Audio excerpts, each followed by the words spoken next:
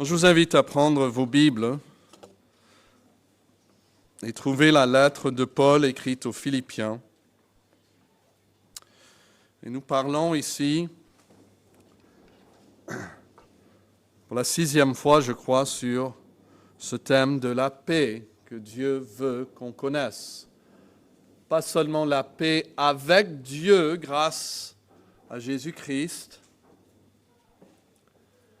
mais connaître aussi la paix de Dieu, comme dit le verset 7, une paix qui surpasse toute intelligence et une paix qui garde nos cœurs et garde même nos pensées en Jésus-Christ.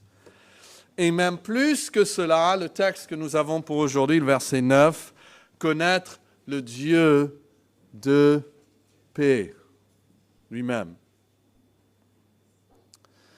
Et dans ce texte, nous avons vu que pour connaître cette paix qui nous protège en 2024, cette année, Dieu désire, il nous appelle même à chercher cette paix, à activement impliquer nos recherches, nos vies, dans la recherche de cette paix. Et la première chose au verset 6, c'est par des quoi? Par des prières. Quand nous sommes tentés de nous inquiéter, nous devons rejeter l'inquiétude et nous donner à la prière de Dieu. Et puis nous avons vu au verset 8, pas seulement la prière, mais c'est une question de nos pensées. Nos pensées. Devons nous donner, après avoir prié, nous devons nous parler, ok, qu'est-ce que je médite? Sur quoi est-ce que je médite? Est-ce que c'est vrai, honorable, juste, pur, aimable? Est-ce que cela mérite l'approbation? Est-ce que c'est vertueux? Est-ce que c'est digne de louange? Est-ce que je donne mon temps, mes pensées, mes yeux, mes oreilles à ces choses-là? Et puis le verset 9, pour aujourd'hui maintenant, ce que vous avez appris et reçu et entendu de moi et ce que vous avez vu en moi, pratiquez-le, et le Dieu de paix sera avec vous. Pour que nos cœurs et nos pensées soient gardés par la paix de Dieu, nous avons des prières qui protègent la paix, nous avons des pensées qui protègent la paix. Et aujourd'hui, il nous appelle à pratiquer ces choses, des pratiques qui protègent la paix. Il dit, verset 9, « Ce que vous avez appris », vous voyez ça? Ou bien ces choses que vous avez apprises aussi, mettez-les en pratique. Et ce verset se divise, je pense, naturellement en 3 parties. Et donc nous allons utiliser trois mots, un mot pour décrire chaque partie. Le mot transmission, puis application et bénédiction. Ce que vous avez appris, reçu et entendu de moi, ce que vous avez vu en moi, là, ça parle d'une transmission. Après, qu'est-ce qu'il dit? Quelle est l'application? Pratiquez-le. Et puis la bénédiction, c'est quoi? Le Dieu de paix sera avec vous. Donc, premièrement, considérons cette transmission. C'est un acte de transmettre, de faire passer quelque chose d'une personne à une autre. Et il y a, si vous regardez bien dans vos Bibles, il y a 4 verbes dans ce verset qui décrivent ce processus de transmission d'une personne à un autre. Et ces verbes expriment ce point de connexion, ce point de lien, d'une part entre on va dire le transmetteur, c'est-à-dire la personne qui transmet, et d'autre part, le destinataire. Il y a 2 personnes ici dans ce verset. Regardez-le encore. Ce que vous avez appris, premier verbe, ce que vous avez reçu, ce que vous avez entendu de moi, et quatrièmement, ce que vous avez vu en moi. Ces 4 verbes montrent comment les informations sont transmises, comment la vérité est transmise d'une génération à une autre, d'une personne à une autre, d'une famille à une autre, d'un individu à un autre. Ils indiquent comment le transmetteur communique au destinataire. Donc, si le destinataire a appris, ça c'est le premier mot, appris, c'est que quelqu'un d'autre lui a quoi? Enseigné. Hein? Si le destinataire a reçu, c'est que quelqu'un d'autre lui a donné. Si le destinataire a entendu, c'est que quelqu'un lui a parlé. Et si le destinataire a vu, c'est que quelqu'un lui a montré ces choses. Alors, c'est un peu comme lors d'un passage d'un témoin, vous savez, dans ces courses relais. La transmission de la vérité exige la participation des deux acteurs, celui qui va donner le témoin et puis l'autre qui va prendre le témoin de sa main. S'il y a un ou l'autre qui chute ou qui tombe, la course est gâchée. La transmission exige donc l'intégrité de la part de celui qui transmet, mais aussi la volonté de celui qui reçoit. Pour transmettre efficacement, il faut que le transmetteur soit intègre. Je crois que c'est ce qui est souligné dans ces verbes. Et il faut que le destinataire soit intentionnel. Donc notez ces deux choses. D'abord, une transmission efficace de vérité concernant Dieu exige l'intégrité du transmetteur. Et on parle d'une personne là. Hein. Voici le ministère qu'avait l'apôtre au sein de toutes ces églises. Il enseignait, il donnait, il parlait et il montrait. Et la Bible nous appelle tous à faire des disciples. Mais nous devons pouvoir dire non seulement à ses disciples, à nos enfants, à notre femme, notre mari, nos amis, on doit pouvoir leur dire « Fais ce que tu as appris de moi ». Fais ce que tu as reçu de moi. Fais ce que tu as entendu de moi. Mais on doit pouvoir aussi dire quoi? Fais ce que tu as vu en moi. C'est souvent là où il y a le problème. Matthieu 23, Jésus parle des scribes et des pharisiens. Il dit, bon, ils ont une certaine autorité, ils sont assis dans la chair de Moïse. Faites donc et observez tout ce qu'ils vous disent. Mais Jésus doit dire, mais n'agissez pas selon leurs œuvres. Il y a un problème, car ils disent et ne font pas. Alors je pense à ce verset, j'imagine le Seigneur Jésus en train de discuter avec un de mes enfants en privé. Est-ce que Jésus devrait dire cela à mon enfant? Écoute, fais ce qu'il te dit, mais n'agis pas comme lui, il fait.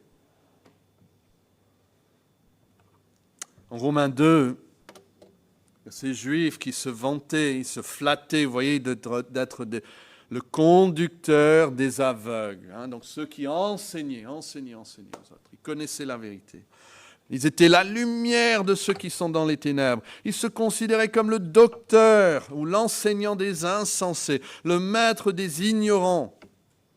Parce que tu as dans la loi la règle de la science et de la vérité. Hein. La loi, je parle de la loi de Dieu. Donc, vous savez, la loi de Dieu, wow, nous, on est bien, on est des enseignants, des docteurs, les autres sont des ignorants, des insensés, des aveugles. OK. Mais après, Dieu leur dit, toi donc qui enseignes les autres, tu ne t'enseignes pas toi-même. Ah, c'est grave. On a toujours ce problème hein, dans le domaine politique. Ceux qui font les lois sont parfois les derniers à se soumettre à la loi. Et dis-toi qui fais une gloire de la loi, tu déshonores Dieu par la transgression de la loi, car le nom de Dieu est blasphémé parmi les païens à cause de vous.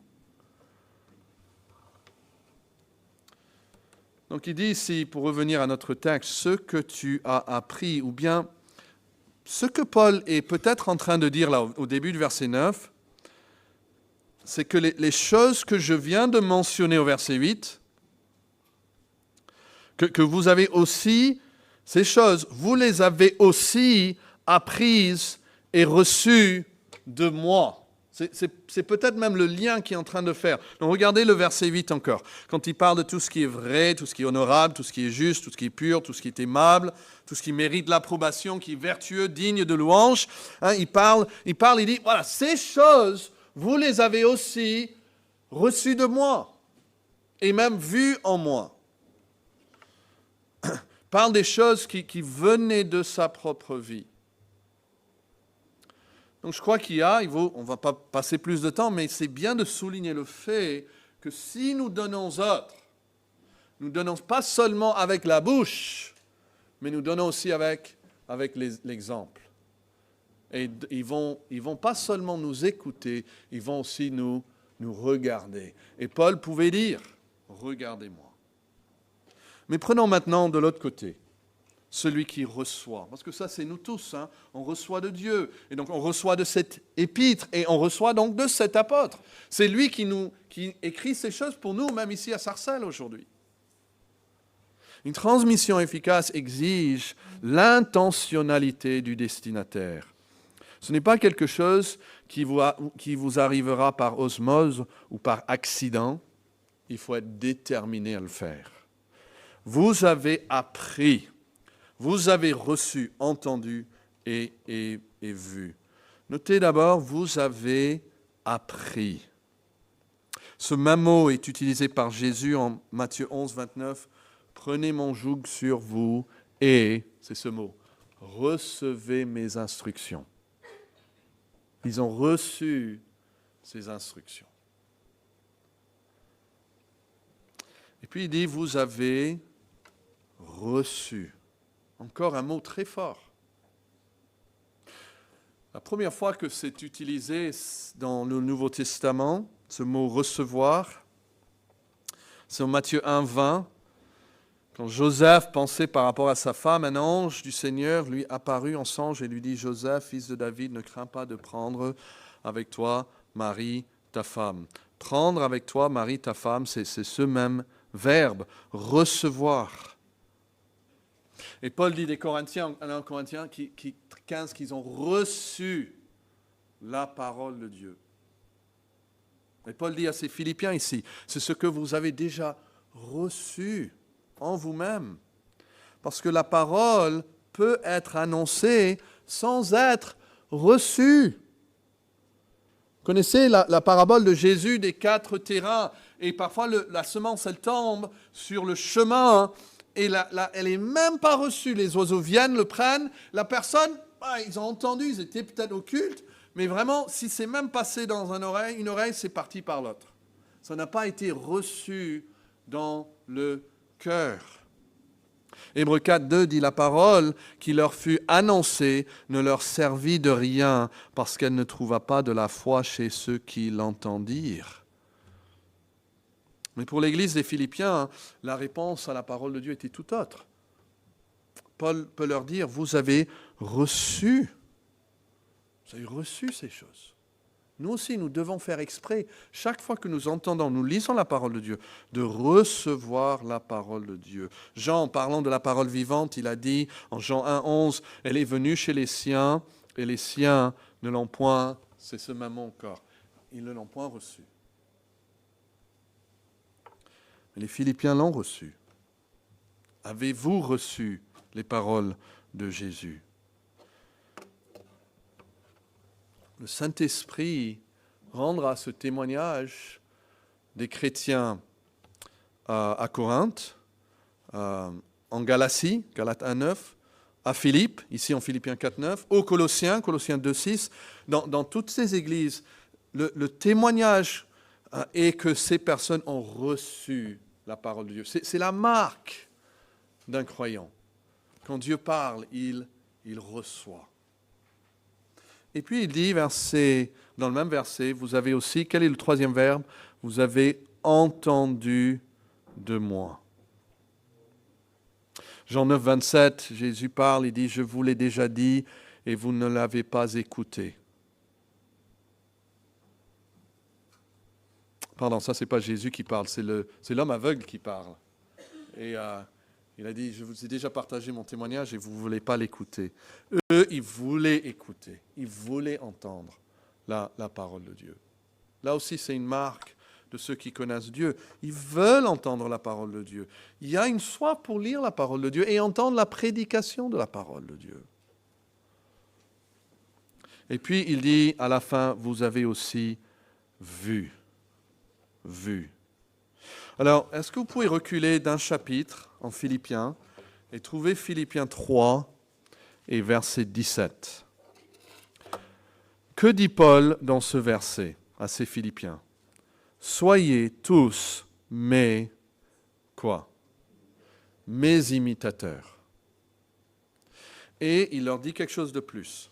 En plus de cela, portez les regards. Vous voyez, vous avez vu, parce que vous avez porté les regards, c'était quelque chose d'exprès, sur d'autres qui marchent selon le modèle que vous avez en nous. Donc, ils ont porté les regards sur Paul, ils doivent imiter Paul, et ils doivent aussi porter les regards sur d'autres qui imitent Paul. Alors, je vous pose la question, avez-vous vraiment essayé d'en savoir plus sur l'apôtre Paul? Est-ce que ça, c'est un intérêt pour vous? Qui vraiment est l'apôtre Paul? Comment est-ce qu'il pensait? Comment est-ce qu'il agissait? Qu'est-ce qu'il faisait? Quelles étaient ses priorités? La plupart des gens connaissent mieux les stars du rock et du football que les hommes que Dieu nous propose d'imiter. Il y a une raison pour laquelle nous devons même lire les biographies des saints avant nous qui ont servi le Seigneur, qui ont donné leur vie à Christ. Nous devons porter les regards sur ces personnes qui marchent. Nous aurons toujours les stars, nos jeunes auront toujours les stars, les gens qui veulent imiter. Alors choisissons bien ces personnes à imiter. Et l'apôtre Paul est le seul dans la Bible à encourager les autres à être ses imitateurs. Il faut savoir qu'il le fait sous l'inspiration du Saint-Esprit. C'est Dieu qui le pousse à le dire. Et donc nous devons obéir, nous devons prendre Paul comme modèle. Jésus, bien sûr, est le modèle parfait, n'est-ce pas? Il est le modèle qui est là, il est loin devant nous. Mais Dieu nous a aussi donné un modèle qui est un peu plus proche de nous. Lui, il a péché. Lui, il a été même persécuteur de l'Église.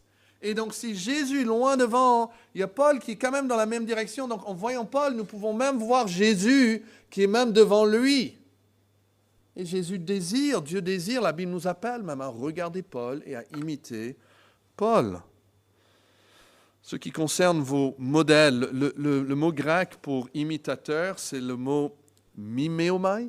Vous connaissez, on a des mots comme mimé, ça vient de ce mot. Paul exhorte 3 fois à imiter, à nous imiter, il dit. On est aux Thessaloniciens, 1 Thessaloniciens, 2 Thessaloniciens, 2 fois. 2 fois, il dit de m'imiter en parlant de lui-même, en 1 Corinthiens 4 et 1 Corinthiens chapitre 11. Nous avons aussi l'auteur de la lettre aux Hébreux qui parle d'imiter ceux qui ont des vies caractérisées par la foi. Et ça semble suggérer que l'imitation est quelque chose de naturel. Même un petit enfant, il va imiter ses parents ou ses frères et ses sœurs. Il est crucial de faire attention aux personnes qui sont là devant nous que nous allons imiter. Nous devons choisir, nous devons porter nos regards sur certaines personnes en particulier. Donc, qui sont vos modèles? Les jeunes chrétiens en particulier doivent avoir un désir, même un penchant, de suivre l'exemple que leur donnent les leaders spirituels. Ça, c'est la transmission. Elle se passe quand une vie est en contact avec une autre vie. Ça ne se passe pas sur Internet, ça ne se passe pas à distance. C'est vraiment une vie sur une autre vie.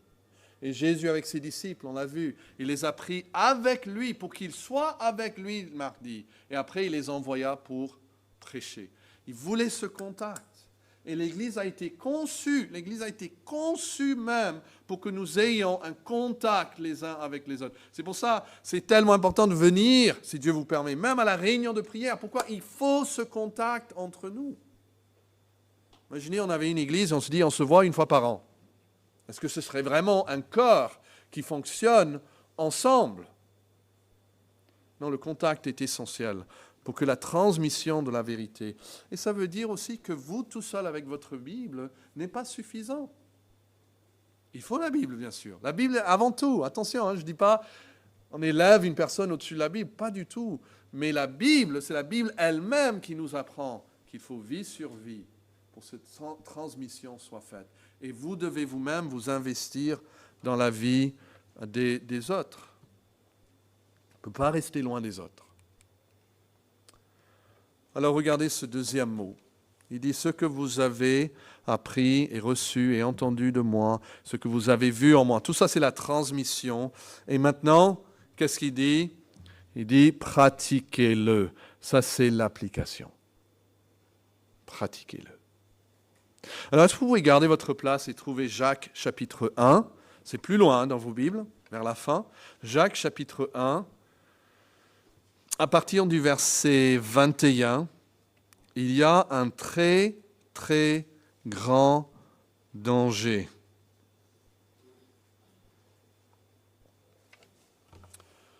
Parce que vous pouvez apprendre, vous pouvez recevoir, vous pouvez entendre, vous pouvez voir, et puis, si le train s'arrête là,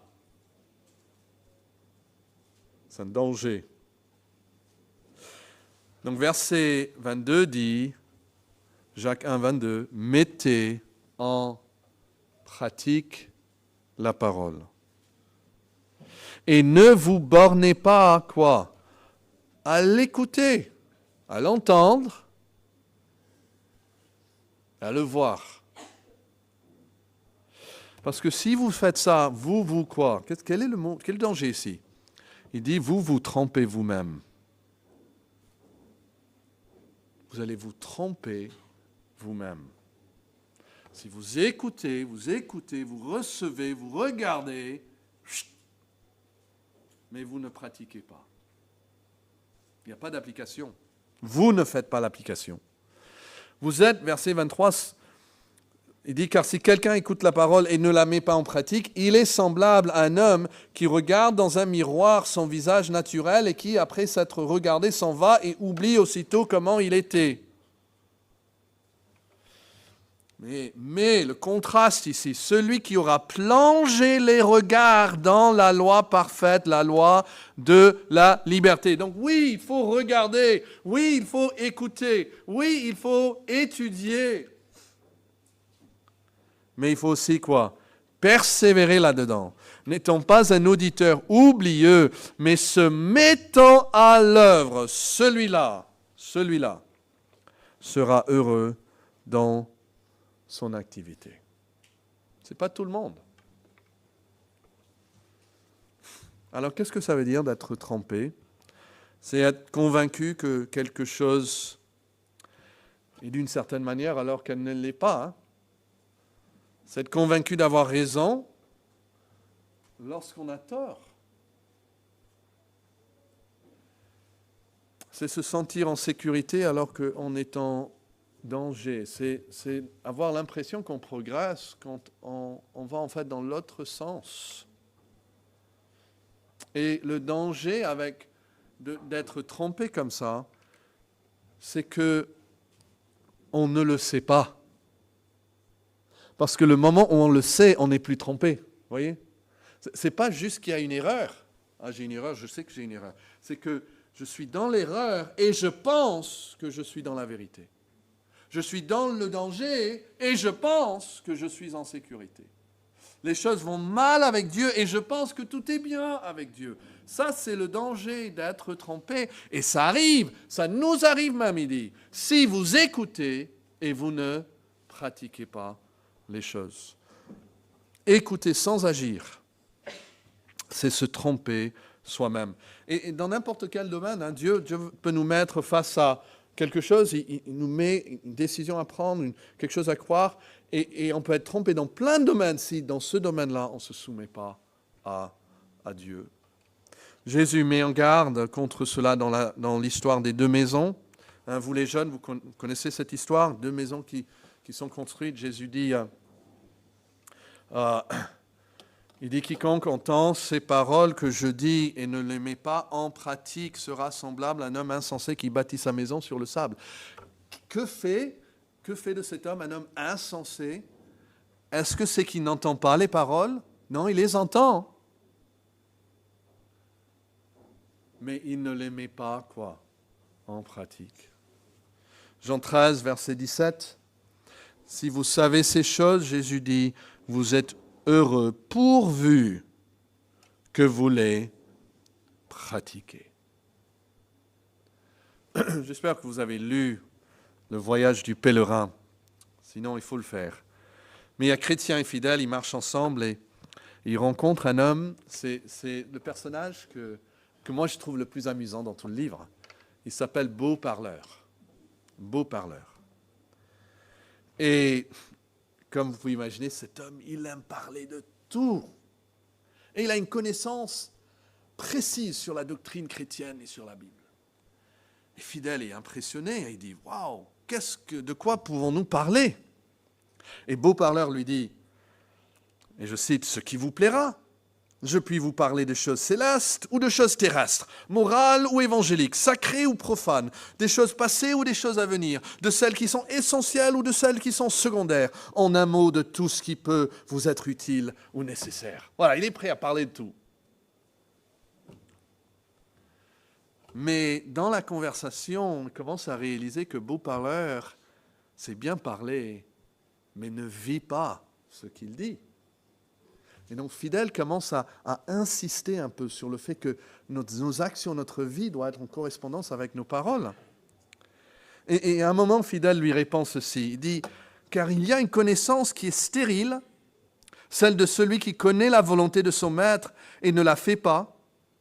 Un homme pourrait être ainsi instruit, aussi instruit que les anges, et cependant n'être pas chrétien.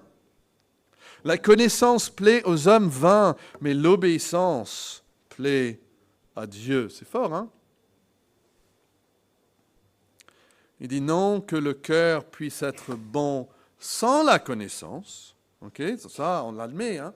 Mais il y a une connaissance qui n'est qu'une spéculation de l'intelligence, tandis que la vraie connaissance s'accompagne de foi et d'amour et apprend à l'homme à faire la volonté de Dieu. Un chrétien fidèle la désire et la demande. Et il cite le psaume 119, verset 34, le psalmiste dit « Donne-moi l'intelligence pour que je garde ta loi. » Voilà pourquoi. Donne-moi l'intelligence pour que j'observe ta loi de tout mon cœur. Ça, c'est la marque d'un vrai chrétien. Pas la connaissance pour se vanter. Même, il va dire aux Corinthiens que la connaissance enfle dans ce sens. En Luc 11, pour revenir à Jésus, il y a cette femme qui élève sa voix, elle dit « Waouh, heureux le sein qui t'a porté, heureuses les mamelles qui t'ont allaité. » Et Jésus répondit « Heureux plutôt ceux qui écoutent la parole de Dieu et qui la garde. » Encore un autre mot, ça revient beaucoup de fois. Hein.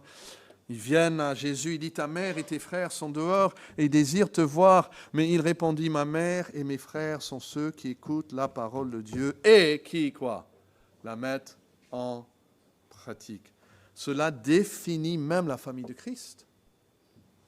Pas seulement qu'ils sont là auprès de Jésus, ils écoutent la parole de Dieu. Non, ils la mettent en pratique. Ce sont là ceux qui font partie de la famille de Christ. Donc si nous limitons la foi à simplement écouter sans agir, c'est une grande tromperie. La foi consiste à écouter, à comprendre et à agir. Un Thessaloniciens même parle des œuvres de la foi, des œuvres qui sortent tout naturellement de la foi. Et vous savez, nous ne sommes pas censés jouir de la paix. On parle de connaître la paix, mais vraiment, on ne devrait pas connaître la paix si nous vivons dans la rébellion. Ça serait une fausse paix. Et d'ailleurs, la Bible dit en Jérémie, « Maudit ceux qui disent paix, paix, quand il n'y a pas de paix. » Donc on ne veut pas dire, « Dieu, donne-moi la paix à tout prix, je veux me sentir bien, n'importe ce que je fais. » Non, nous voulons, j'espère, que notre conscience nous informe si quelque chose ne va pas entre nous et le Sauveur. Nous ne voulons pas avoir la paix sans la repentance. C'est ça qu'on cherche. Et donc, si nous ne connaissons pas la paix, nous devons venir à Dieu et dire, est-ce que j'ai appliqué ta parole? Est-ce que je suis ta parole? Je me soumets à ta parole. Guide-moi pour que je garde ta loi. Et c'est en nous repentant et nous soumettant à lui que nous aurons cette paix. Vous connaissez probablement le chant en anglais, Amazing Grace. La deuxième strophe dit ceci, « C'est la grâce qui m'a enseigné la crainte et la grâce a soulagé mes craintes. » C'est fort. La grâce, d'abord, m'a enseigné la crainte. Je vivais dans la vie sans crainte, sans souci. Et puis c'est la grâce qui m'a enseigné à craindre. Et puis la grâce m'a amené vers Christ et a soulagé mes craintes. Donc ce que vous avez appris, reçu, entendu et vu en moi, ça c'est la transmission. Pratiquez-le, ça c'est l'application. Et puis pour clore, et le Dieu de paix sera avec vous. Ça c'est la bénédiction.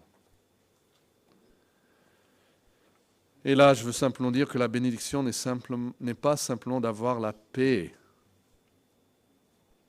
ni même la paix de Dieu comme une commodité qu'il me donne. Hein. Tiens, voilà, quelqu'un est riche, il me donne 100 euros. Dès qu'il me donne ses 100 euros, je suis content de dire au revoir, merci.